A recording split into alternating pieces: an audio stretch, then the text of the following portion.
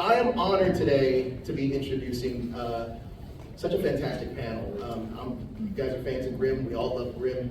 It's a fantastic show.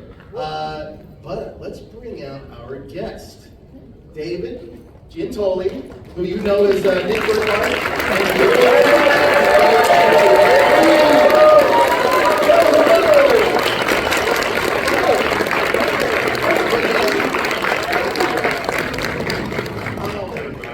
So before we get started, I found out something about Bitsie last night. She has a superpower. We talked about this a little bit. She can predict any NFL game as long as she's watching it. David, is this true? I need to get some confirmation here. I can confirm that she thinks that this is true. I'll tell you. I've never been wrong. The woman can find a parking spot in a haystack. It is amazing. You have that perfect juju. Superpower too. Yeah, she's full of superpowers. It's terrifying. Somebody would be like ballet. I'm like, no. A spot will open up. A meter's gonna open up at 7 p.m. in New York at 7. You know. But no, with football, and that's the only sport, and even and Tyler has seen it so many times now. He's like, it's uncanny. I don't know why she doesn't just move to Vegas and watch football all day.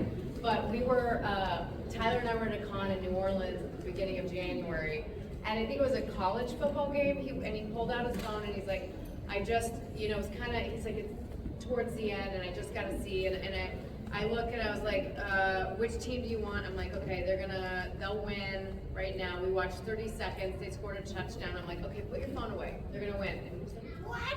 How'd you do that? So to contextualize, Tyler played Superman. Yeah, anyway. Here at the Grimm panel. That needs some backstory. Hi, everyone. So, one thing about Grimm is, I'm here with Screen Rant, by the way, and we asked all of our Screen Rant fans, hey, submit questions for any of the panels that we're doing. I had the most overwhelming response for Grimm. I have nothing but fan questions for you guys for Grimm. You guys have a hardcore fan base. This is my first time. We love it.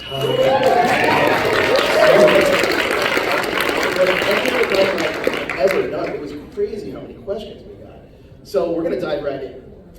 David, Nick went through a major transformation when he was a zombie in season 2, unlocking some unique abilities. If you could have seen Nick turn into any other magical creature in the Grimm universe, which would you have chosen, and what powers would you want him to have? I would have gone with blobfish. Let me tell you why. Blobfishes, they just kind of sit there. You know what don't sit there? Grimms. They have to fight at night in the woods every day. It's exhausting, and it aged me like an avocado. Went all brown and ropey like an old avocado. And Blobfish just sits there. And he was in one episode. But I will say this, Zombie Nick, that was a stunt, like, just doing a zombie now? Okay. I remember, what's that? Oh, the contact. Oh my God. They put in these little contact lenses the size of tiny little dinner plates in my eyes, and it was not pleasant. But it was effective visually. It scared people, it scared me. And so yeah, to answer your question, I want to just be a blobfish who sits there for one episode. Blobfish it is. Bitsie, after playing Juliet for so many seasons and shifting to Eve was a dramatic change. How did you approach preparing for that transformation? And did you find it challenging to adjust to her different mindset? I mean, not necessarily. It was a little weird with working with the cast when I'd been so used to playing Juliet, having to really have the interactions be different. I watched Nikita, the original Nikita, because when they kind of said this is this kind of character, I'm like, oh, sort of like the Nikita character. And I remember really trying to have the physicality be really different from Juliet. And so I remember when I was first doing it, like pretending like there was a magnet on the ceiling and so that, the movements were very like a little robotic but smooth.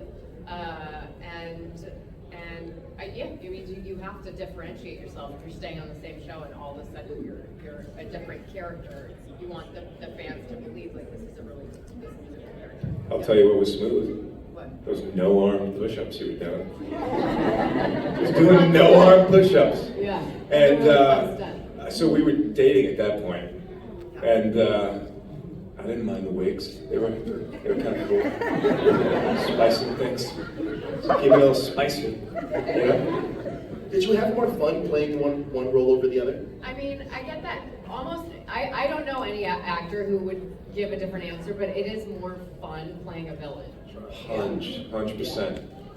By the way, compliments to the chef. They wrote, first of all, the fans hated when Juliet burnt down the trailer. They wanted to get rid of the trailer because it was too small to shoot in. So you had to do that. And they wouldn't have written anybody. They watched the abilities of the actor, which is why they never had me do anything. They watched the abilities of the actor, and they're like, oh, we're going to write to what they can do. So they created an entire different character for her. And it's because you got some chops, my friend. I got yelled at yesterday by somebody for burning down the trailer. I'm like, I didn't burn down the trailer. And also, I'm like, let me explain to you. The trailer had to go. It was too small to shoot in. When you think about a camera operator, a boom operator, a focus puller, the actors, it got so hot. Got a little humid in there. As more people are getting letting in on the secret, more and more people are showing up to the trailer. So it's just getting so crowded, and they're like, we gotta do a new set. We can't film in this trailer anymore. And right around then, Juliet was turning evil. So like, we'll just have Bitsie do it. I had death threats. I had death threats on Facebook because people like believed that I was Juliet and that I burned it down, this beloved thing. And I'm like, I don't even know how to respond. Like, you know? Guys, it wasn't me. And also, it was going to go. But either way, the trailer came out, it was going to go. They could have sold the trailer. They could have swapped it. Yeah. Instead, they had to burn it down. Justified. Silly. Now, Nick's Pro Compass often leaned gray throughout the series. Was there a moment when you found it hard to justify his action, given that he's the hero of the story? In the pilot, I shot a man in his back. So immediately I'm like, okay, so this is the policing we're going to be leaning on here. Yeah, gray moral compass is fine. They got the right guy for that. And yeah, listen, I mean, it's a fairy tale world, and I was happy to go wherever the writers took me. And it was kind of fun to go a little back alley justice. You know, I thought it made for better storytelling. And also, we got to follow him to the dark side, you know? Absolutely. From lawman to dark side. Bitsie, Juliet's sudden transformation to a hexen beast was a massive twist. How did you react when you found out? Did you get a heads up before reading the script? Was it just as much as a surprise to you as it was for fans? I had been asking to do more. Because I did feel that a little bit season 1 with him hiding the secret from her, that she was a bit of a passive character, and I wanted to do more.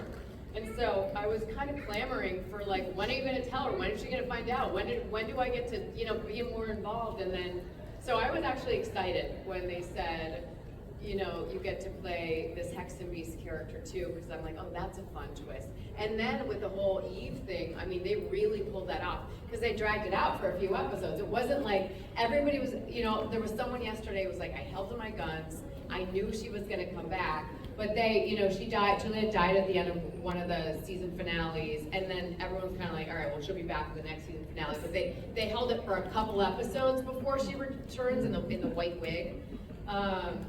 So I think people at that point, when I think season 5 premiered and she wasn't in it, they were like, oh my God, she's really off the show.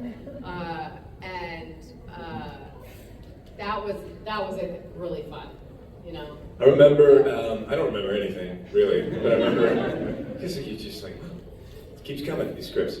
But I remember when Nick told Juliet that he was a Grimm. It was the final moment of season 1. Dude, first of all, we're in Portland, Oregon, which is like a rainy Seattle. And the production decided to bring in another rain machine just to like triple up on us. It was frigid water. It was like river water. They just scooped it up. It smelled like 40 degrees. Do you remember this? Yeah, oh yeah. Your boots got filled like a cartoon character. Rain boots. Obviously, when you're in a wide, you have to wear whatever the character shoes are, but once you push in, I had rain boots on, I pulled my rain boot off and just dumped it, and it was just full of water. It was like river life. Already pouring rain, and then they bring in the rain tower on top of the already. It was pouring frigid. rain. We both became terribly ill moments later. Yeah. But it was season 1, so we didn't like have the agency to be like, hey, that's enough. It's pouring. It is pouring already. Yeah. Must we? Anyhow. By season 6, I'm sure that changed. Oh, didn't it? You know how David, Nick wielded a wide range of weapons during his battles. What was your personal favorite, and which did you become most skilled with over the course of filming? Sexiest was the double axe. Yeah. Most fun was the super soaker. It was for like one episode. We super soaked some guy. Wasn't there like a bubble wand, or did I make that up? I think that's our daughter's. A bubble wand? I made it up. I think I'm confusing with the super. There was. Take that. Did you like hang it in the closet? Yeah, there was a moment where I placed. It was like kind of the first time Nick added to the weapons, and he placed the super soaker, which was way too big for the closet. But I love the double-sided battle axe. In fact, I got one at the end of the series. It's my second favorite souvenir next to, of course, my wife. And then, souvenir. If you joke. But then we had a kid, a daughter. I'm like, hey, what is really dangerous in my house that I need to think of? Like, maybe the double-sided battle axe. It's certainly just a prop. It's certainly not razor sharp. Nope, razor sharp. Yeah. So I had to dull that thing down. Yeah. But yeah, that was a cool also, one. it has a sheath, but it is very sharp and dangerous. Yeah, and it was like up precariously on a top shelf, just waiting to accidentally get it. What else do you have from the show that they gave you? Gave you, or? I bought for No. $200 They gave him, and then he had to pay like for the title. Nick Burkhart's Toyota Land Cruiser of 1989. Let me tell you, it looks good from far, but it is far from good. Because we crashed it 1,000 times, but I still have it, and I keep pouring money into that thing, and I love it. I just love it. I kind of am like, it's time to sell, because it's like enormous. It's a tank. She's a tank. Yeah, and I can't and ever. David's emotionally attached. Deeply emotionally attached, and it's so cool. 1989 Land Cruiser from like the favorite period of my life. Yes. It's a cool car. We were both filming different TV shows in Vancouver after Grimm ended, and it was parked on the street a lot because half the time it wouldn't start. And we would see people taking photos of it, and I couldn't tell if these were like Grimm fans who recognized like, oh, that's Nick Burkhart's Land Cruiser. I'll tell you. Or if it was just people like, hey, there's a really cool 1989 Land Cruiser. I think it was the latter. Yeah. But I'll tell you what happened. Like I would drive it to work in Vancouver, and there were fans who would see, and they were just like, they couldn't rap because it's Like, happening. Nick Burkhart driving like that. I like it. But where's the battle axe now? Just out of curiosity. Sitting in on a shelf in Very high up. Washington, very high up. Yeah. Very high up. But I want to wield it against like a home invader one day. So I'll tell you what. Yeah. Which bison scene was the most impressive to watch unfold during filming? You know Which what? Besson scene was the most Yes. Yeah, I'll tell you. Sasha, his first morph as the captain into a Hexen beast was pretty baller. I mean, he ripped his shirt off midway through. He couldn't help himself. Couldn't help himself with a chest like that. Yeah. That was pretty baller. They rigged the buttons on his shirt so that when he started to, that they go flying. So they were like kind of prop buttons, so they're meant to kind of start flying and popping off as he's, you know. Shirtless rage. That was cool. I mean, Monroe had to do it, I think, the first time, and he kind of created the entire template for what morphing looked like. And yeah, he crushed it. Silas Ware Mitchell as Monroe. It's amazing. Now, if Grimm I am the Griff. if Grimm were reimagined as an animated series, would you both be on board to voice your characters? And what do you think they'd be doing today? Oh yeah, that'd be actually really cool. That'd be There a was good idea. And David voices Batman. Yeah, you do. And a couple movies. And I he's do. a great voice. I haven't heard this voice. What would they Thank be you. doing today? Well, that's hard to say whether I'd be Juliet or Eve, but I don't know, fighting evil, fighting the bad messes, and making friends with the cute little ice beavers and blah. Sudoku. First of all, there's no more humane of an acting job than voiceover, so I would do that in a heartbeat. I would do that in a heartbeat. My body would still work as an animated body. Yeah. In real life, I can't do those kicks and those jeans they put me in. I'm done with that. What would he be doing? Anything they wanted, because again, it's not me. I would do flips, I would do anything. Live action, again, I would do Wordle. That's it. It was when you were announced as one of the directors for Superman and Lois. I was really hoping that you were going to show up as Batman in like a cameo. Oh, that was so cool. I was really hoping that. A lot of people were, yeah. Oh, that would have been great. Squeeze these buns into whatever those pants those were. Rubber pants. That would have been lovely. But he did do a cameo. You did do a cameo, yeah. If you really want to weird things out in your relationship, play your wife's son. Just to add some hurdles. So in the series finale for Superman and Lois, they're aging Lois and Clark, and they had asked David, will you do a cameo as one of their two twin sons, older? And the first scene we shoot, he's walking in the front door, and it's the first time we see the boys kind of older, and he just leans down and whispers in my ear.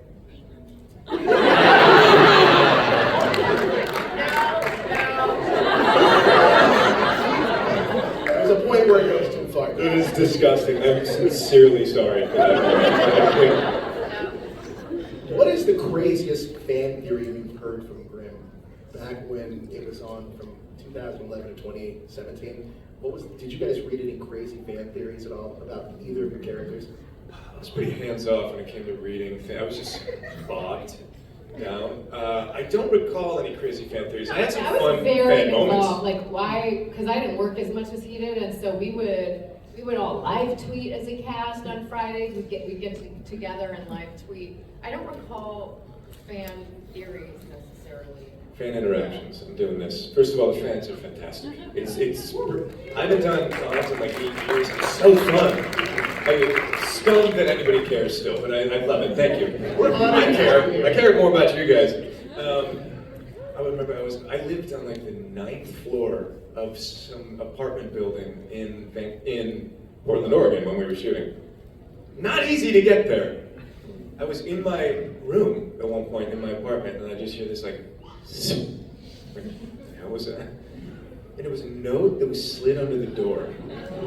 Again, 9th floor. I opened it up, and what is this?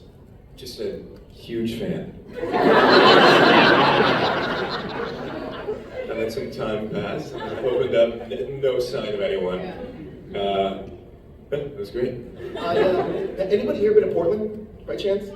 Couple? I hear that's a great foodie town. It's a great foodie town. Yeah. It was when phenomenal. when they were kind of designing and doing some city planning in the 70s, there was a sort of rule where you can't really keep building out at a certain point, you can only build up. You can't And sprawl. so there's a lot of farmland right around the city. And so it's, especially when we were there, we were really there during its heyday, but there were a lot of James Beard Award-winning chefs, just amazing restaurants. I always think it's weird that the word beard isn't a food award.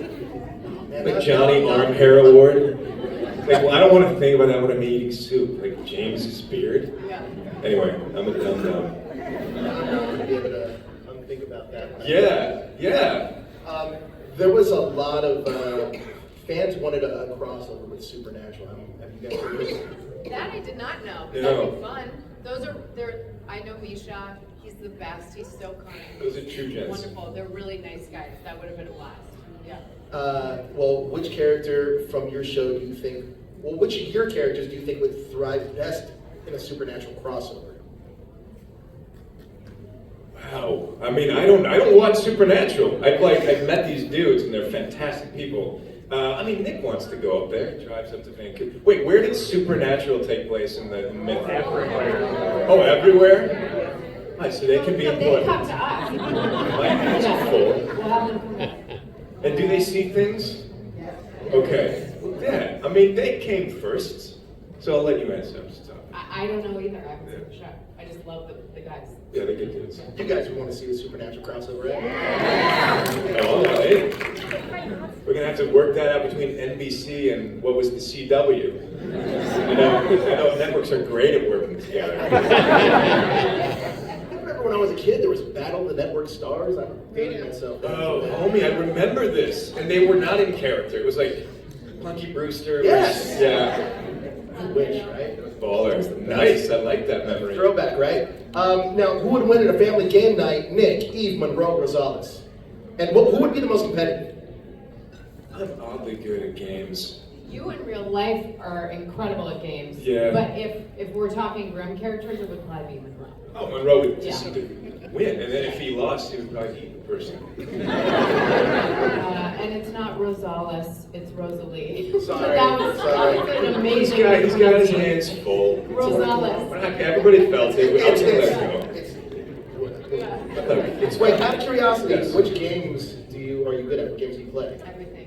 Who knows? Annoying. I'm not a smart guy either. It just something comes to life in me, and I just devour it. I was on Road Rules at one point in my life. If you remember this show? Wait, you I were? was on Road Rules, man. I He won won it. it twice. And then I was And on then a he challenge won. and I won it. He And won then I'm the like, I gotta All-Stars. get off this. Yeah. I became an Then he actor. did 2 celebrity game nights. Won both. Won both for charity. No, I'm telling you, he's really good at games. Yeah, I don't know. I'm like a dumb halfwit in life. And then suddenly something comes together. This Road Rules thing is kind of blowing my mind. It's Yeah, it was 30th weird, man. Anniversary of Yeah. and I was a huge fan. The Challenges is my jam. If you could swap roles with any one actor from any episode, who would you pick and why? I think we already know Blobfish for me. Who would I want to be? I would have played. I would have played Hank. That guy was suave. He just played it cool. He did not. All of his choices were what is the sexiest thing a person can do, and it worked, man. He played it so well. So Russell Hornsby, I would swap with him. I would probably say Monroe, just because he created such a fun character. Yeah, Blue Bud. Who would survive longer in a zombie apocalypse? I would last 10 minutes. Oh, I would perish from fear before it happened. I would read about it, it's coming, and I would cease. Listen, those were you were in your 20s once. So was I. A different time. That's actually true. Yeah. You're fearless in your 20s. Oh, I'm in my 40s now. My knees ache. I wake up in pain. Yeah. I get it. I get it. Let's see. Okay, this one's for you, Bitsie. While very different, Juliet and Ne were both highly intelligent, with the former being more scientific and the latter being more investigative / espionage. Which type of speciality did you enjoy playing more? I mean, the espionage aspect of it was pretty fun. I liked the wigs, I liked the kind of disguises, I liked the all leather outfits, and I had more physical stuff to do as Eve. But yeah, they were both very intelligent women. David, you towards the end of the series, you directed. I did. When did you catch the directing bug? I know this series ran for 123 episodes. Yeah. But when did you catch that acting bug? You also did a million little things, which That's right. I love. Yeah. Thank you, everybody. That's a raucous applause. Thank you. So yeah, when did you catch the directing bug for? Once everything started slowing down in the pocket, I started wanting to direct. It was a lot of work as Nick for the first few seasons, and I was just like, I had done more work in 2 episodes of Grimm than I David had didn't done. have a day off until season 3, and we shot 22 episodes a season, and there was no, Warner Brothers had, different studios, different networks have different camera shooting, but we'd shoot 16-hour days, and he did not have a day off until season 3, which is really remarkable to me how, like, honestly overworked you were. I didn't know any better. Yeah. That was new. They're like, he'll do it. He's not saying anything. Just keep going. Yeah, and yeah, you were exhausted. Exhausted young man. And then I remember like a note came in from the network, like, he's looking a little tired. Yeah, man, I don't have time to do anything. So once like it started slowing down a little bit, and I got to see all the directors come in, and directors only see themselves direct, but crew and actors see all of the other directors. You see what works, you see what energizes the cast, you see what destroys the cast and crew, and you see people who are shooting for the real and do not care the damage it can do to, like, they'll suck everything out of the cast and crew. And I've seen it done 100 million ways, and I love the collaborative process. When you're an actor, you're treated kind of like a kid. You just kind of wait, you don't know what's going on, it can be boring. But when you're a director, time flies. Anyhow, getting to work with such wonderful actors, I got to direct Superman and Lois, and you're just an astonishing actor. And it's the best thing in the world. So, probably caught it season 3. Did your perspective on directing change? Because directors would come in for an episode and they would see you guys when they would do their episodes, but you're there every single day working with these folks and understanding their dynamics. Did that kind of change your perspective on everything? You see, when you're there all day, you kind of know what the cast and crew needs energetically to keep this train going, to keep people inspired. You want a leader. You want someone who you see is actually making decisions and not doing it by committee and spending, anyway, whatever. The answer is yes, and people want to feel inspired, they want to feel like you're watching, they want to feel like you care. Like Cutlets, you moderated the Superman and Lois panel last night. Actor Michael Cutlets. Michael Cutlets is on The Walking Dead and Southland and Superman and Lois. He plays Lex Luthor. Phenomenal actor. He's a director too. And you asked how he got in, and he's like, you work so often. I mean, I don't even know how many episodes of TV we've done. We've done so many, and every so often there's a director who shows up who either doesn't know what they're doing or like doesn't care. Or is too scared to talk. There was one director I could not stand. Names, first, last. No. On Grimm, because he only knew or cared about action sequences, none of the interpersonal stuff, none of the drama, not the stuff that like people really love, which is the character shit.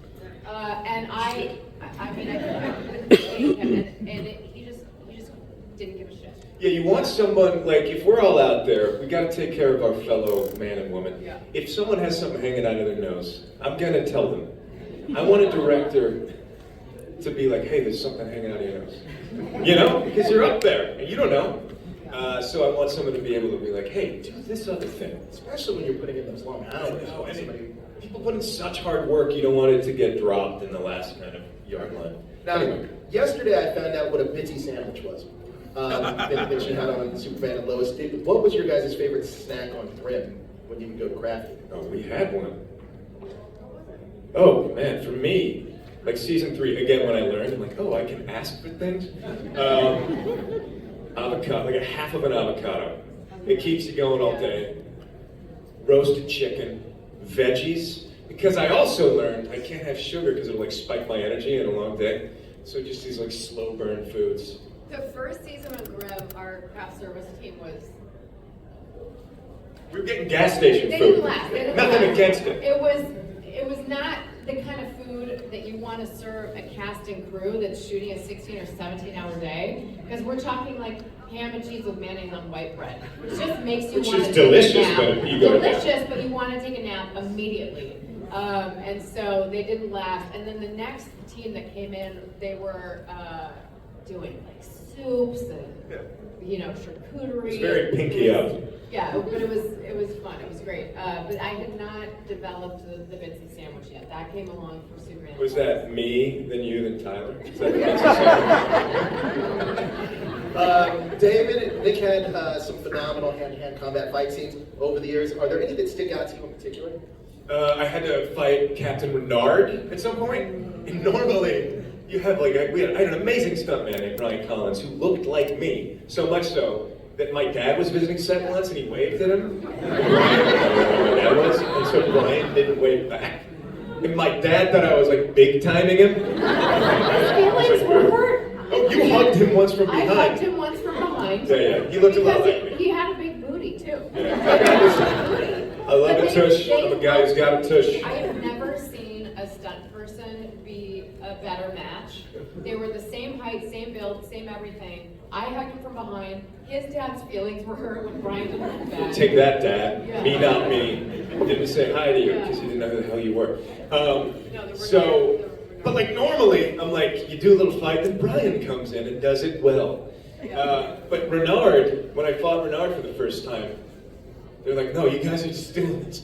You, me, and Sasha just had to keep this fight going and act. It was awful. I had a size like 16 Cole Haan shoe print on my thigh because Sasha accidentally kicked me as hard as he could, wearing his loafers. And that was one that stuck out. Yeah. Anyhow. You know, over the course of 6 seasons, obviously, you go through quite an experience with your fellow cast members, being like a family, but also, just in general, 123 episodes is a lot of television. It is. What did you guys learn from your duration of the show, just about the entertainment industry that you didn't know prior to going in? Sometimes you're building the tracks as the train's going, and in a successful network show, that is what happens. You are racing. Like the train is coming, and you are building the track. People are doing the best they can. I think for me, and David was such a good number one on the call sheet because you were overworked and you just never complained. You just kind of showed up. Everyone knew you were exhausted, but you did the work. But what I really understood and appreciated was, you know, you would think like the lead actors on the show, blah, blah, blah. It is so collaborative. And, you know, especially going on to Superman and Lois, where, you know, I was a lead on a show, it is so important. The crew is so important, and you can't think you're better than anyone else or that your role is more necessary than anyone else, because like the show doesn't get made without every single person contributing. And so for me, it was an extreme love for the crew, how hard they work. You know, on Superman and Lois, as a lead, I was shooting really long hours, and I was the first time I was a mom, and I missed my child, and I would go days without seeing my daughter, because I'd get home so late, she'd be asleep, and then I'd be up early in the morning, go back to work, and then every time I'd be like, oh man, you know, this sucks, or I just would look at someone else, like one of the PAs, and I'm like, you know what? They've been here an hour. They were here an hour before I got here. They're gonna be an hour after I go home, and they have families too, or pets, or loved ones, or whatever. And they're not gonna go home and go to sleep on a pile of money.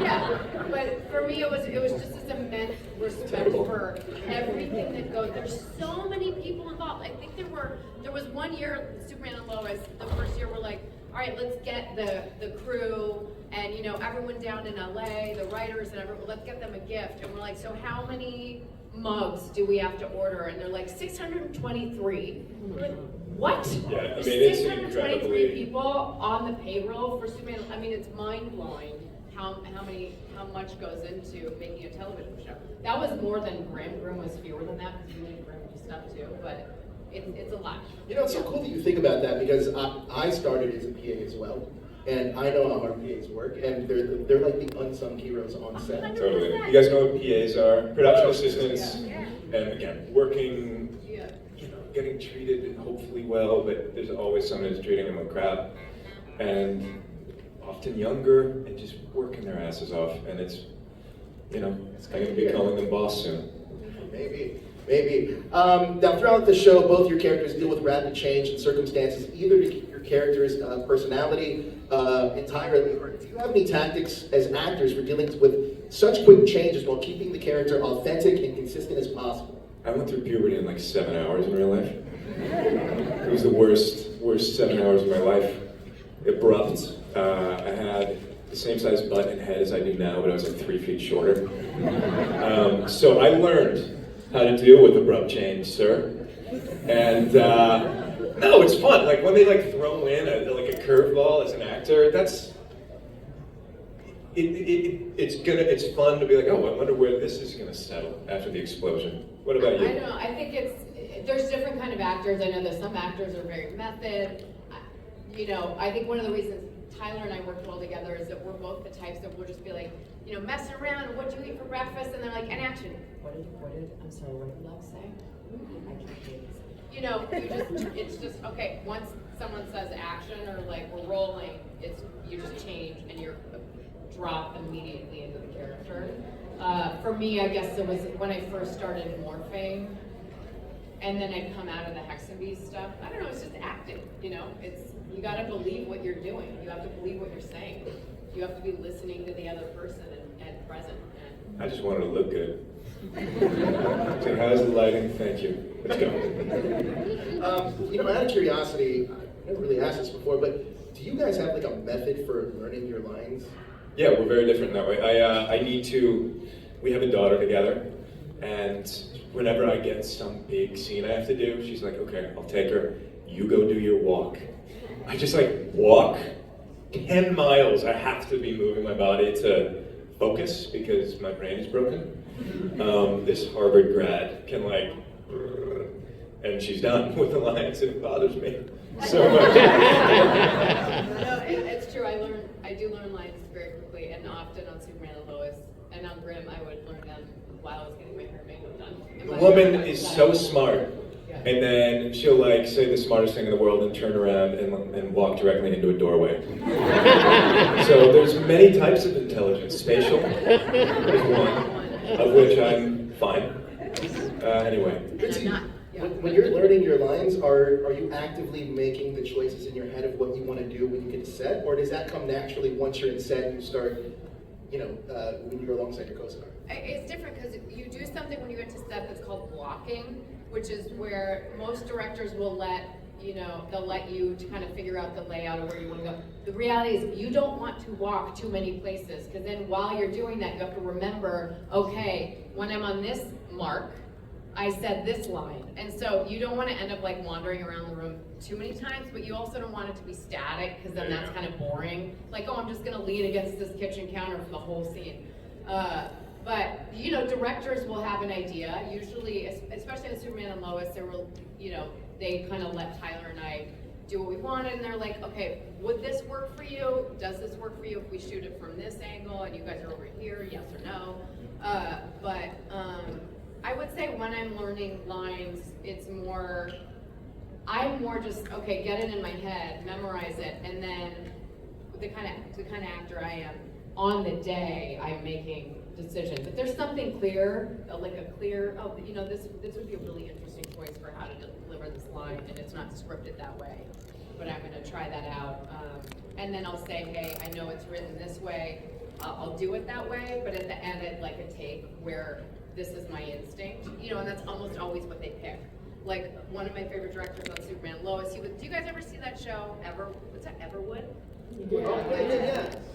So he was our main director on Superman and Lois, and he's fantastic. And I love actor-turned-directors because they know how to direct actors. And he would do what the network wants, and he knew exactly what they wanted. And then he'd be like, free one, whatever you want.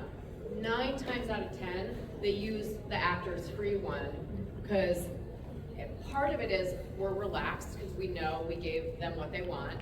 And then part of it is just you're just loose and you're in your body and you're following your instincts. And usually it's the actor's been playing this character for a while, and the instinct is going to be interesting and different. Yeah. And I'm sure that helps for directors or editors because they have different choices that they can choose from to put it all together. I'll tell you what weirds society out. Some middle-aged guy talking to himself, walking around. Oh, society does not like this. They look at me like something's about to happen. They don't want to pass me. I'm talking in my head, embodying this character. A lot of people crossing the street when I start living my life. That's all I'm saying. David, when Nick finds his mother's remains, his reaction is quite extreme and haunting to say the least. Is there anything you did to prepare to access that level of emotion or series of emotions? And was it talking to yourself around the block? I started walking a little later. I think it was post-Grimm when I started walking. But yeah, so spoiler. Found my mom's head in a box. Spoiler. That was a gut-wrenching scene. I think they had a head in there. There's certain moments when you're acting where you just kind of let the practical effects sort of do it for you. That's what we did. In those type of scenes, I know, Bitsie, you need time to yourself to really prepare yourself for really big emotional scenes like that. Yeah, because you have to, I had so much emotional Sure. stuff on Superman and Lois. You have to sustain it for hours. So you can't really, I mean, it is intense, crying for hours on end, and then every time it has to be like the first time. So I remember I was doing a movie called Chronic with Tim Roth, and my dad was dying, and I was sitting in the green room crying because we were about to do the scene where the dad's dying, and Tim popped in and he goes, "Save it." He's like, "Save it for," because he's like, "We're gonna be doing this for hours, save it." And then he goes, "Also stay well hydrated," which I hadn't thought about because you're literally crying tears. So now, and I had so much emotional stuff on Superman and Lois, and I would just start drinking water so that I could keep actually crying. Well, how much water do you think's coming out of your face? I know what you're saying, but like it gets dehydrating and it's Oh, it's exhausting, certainly. yeah. Hi everybody. How we doing over there? We boring the hell out of you? Hopefully not. That's a fantastic story. Lie to me, please. What was your process for getting into those deep emotional scenes? Just get away from me, everybody else. Yeah. Yeah, like people be like, so anyway, like, no, what you do? I can't just drop in. People want to talk to me about like last night, what they ate. I don't care. First of all, I don't care. Second of all, I mean, I'm kind of being rough right now, but like, get away from me. I don't want to talk. I don't want to be funny right now. I want to be in the mood. I need to be like 60% there all day, so that I can get 100% there for 5 seconds. These are from fan-submitted questions from some of you guys, and this one Oh, is yes. from Donna from Cherry Hill, New Jersey. She asks Donna. David, is Donna in here by chance? No? Cherry Hill. Okay, let's go New for it. Jersey. She asks, David, what was your experience working on A Million Little Things? Fantastic. So, Million Little Things was a show I shot after Grimm. Again, Grimm, lots of fighting, a lot of call time when the sun goes down. We'll finish filming when the sun comes up. Oh my God. Million Little Things, just like a bunch of 40-year-olds talking about life. From like 9 a.m. to 4 p.m. At one point, they put me in a wheelchair. That was the best. Like, I'm sure in real life, so it has its problems, but oh, it was stunning. And then, yeah, it was fantastic. Yeah, it was a wonderful experience. Did you actually know how to play The git fiddle? Yeah. I played the guitar in A Million Little Things. I played poorly in life, and I played it fake better on TV. Yeah. Bitsie, what do you like best about playing strong characters like Juliet and Lois Lane? That one's from Maddie from Philadelphia. Well, I like strong characters in real life. I like strong people. I like determined people who have dreams and fight for them. I also think it'd be fun, like Amy Adams has played she's got great range, and she's played some really interesting characters. But I feel like I don't really get those kinds of auditions. I get the auditions for the kind of strong, badass, intellectual kind of types. And I liked it. And Lois obviously was such an honor. It's such an iconic character, and will remain an iconic character. And we talked about it once. David was like, "Hey, you're going down in history as one of a handful of actresses." You just got a couple more words in your obit, you know?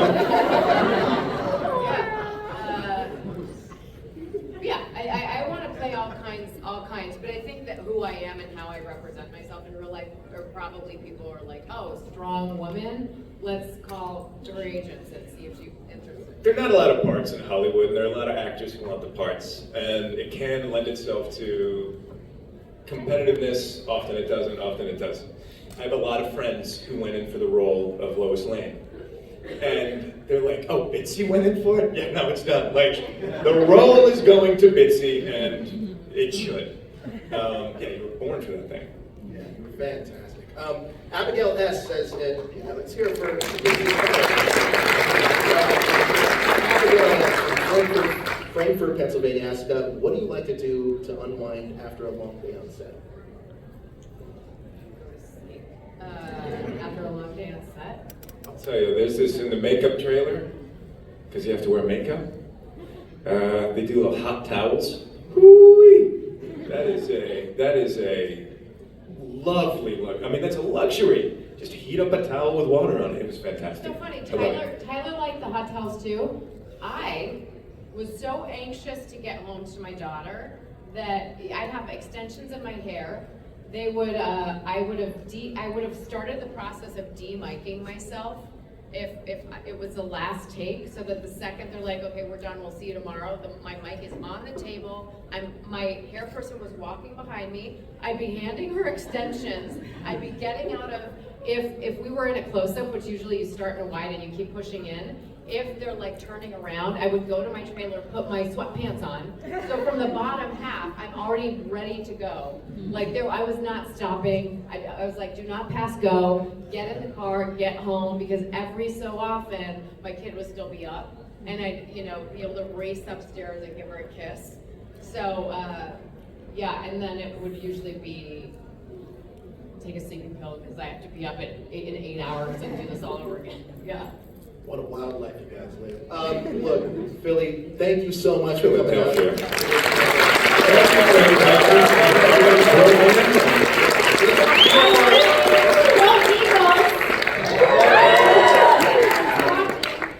I believe that was a Nazi salute, but he didn't mean it. I was watching and I was like, the Eagles are going to win. And I texted Tyler because I was supposed to be at a Super Bowl party. I was like, you don't want me at your Super Bowl party because he was rooting for the other team. And I was like, the Eagles will win because I'm watching and I've chosen them. And they're my second favorite NFL team.